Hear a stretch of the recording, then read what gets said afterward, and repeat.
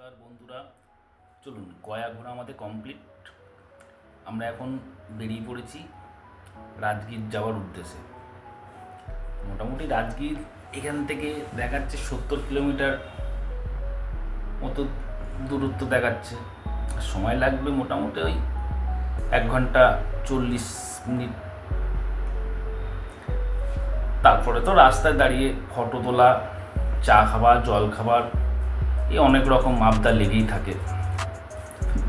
তারপরে আমরা গয়াতে দুপুরবেলায় লাঞ্চ করে আমরা বেরোইনি, কেন আমরা ব্রেকফাস্ট আজকে অনেক দেরি করে করেছিলাম।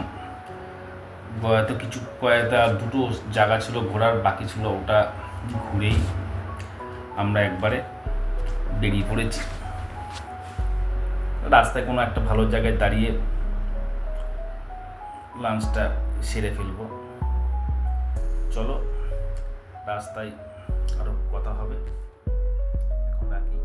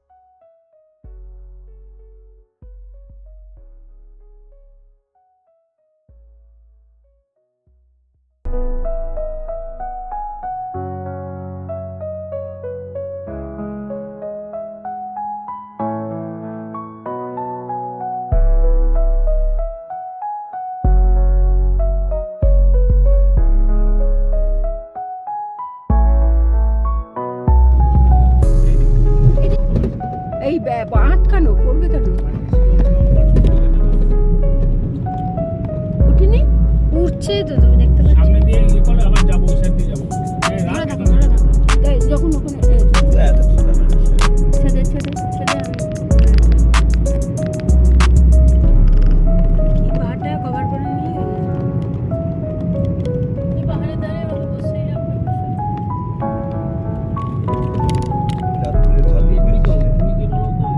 এইদিকে পরে কথা বলছি, রাখো, আমি পরে কথা বলছি। তুমি বলো, তুমি পরে কথা বলো।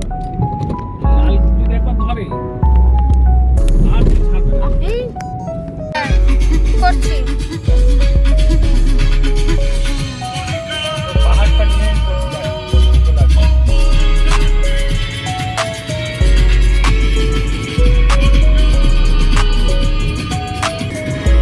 রেলিং গুলোই তো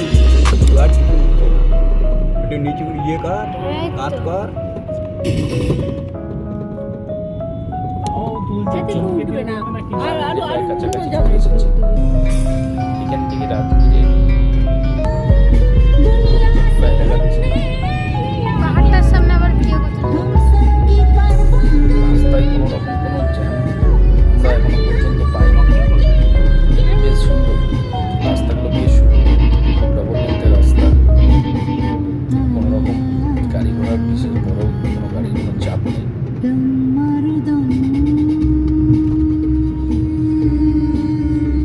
বেশ এরকম পার অনেক পাবি, ছেড়ে দে। দেখুন এখানে রাস্তার উপরে না, এইভাবে দারুণ একটা বুদ্ধ স্ট্যাচু দেখা যাচ্ছে। অনেকগুলো আছে এরকম রাস্তার মধ্যে, অনেকগুলো পড়বে রাস্তায়। আমরা ঢুকবো না, আমরা দূর থেকে দেখবো। মনে হয় এটা এখনো তৈরি হয়নি ঠিক মতো। খুব সুন্দর, বেশ অনেক উঁচু, অনেক সুন্দর দেখতে। বেশ বুদ্ধ স্ট্যাচুগুলো দেখাচ্ছে। বেশ একটু দাঁড়িয়ে ফটো তুলে নিই।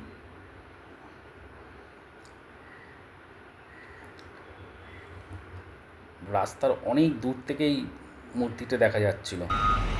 প্রায় চলেই এসেছি রাজগীর থেকে। এবার আমরা কোনো হোটেল বুক করে আসিনি, এবার হোটেল খুঁজতে হবে।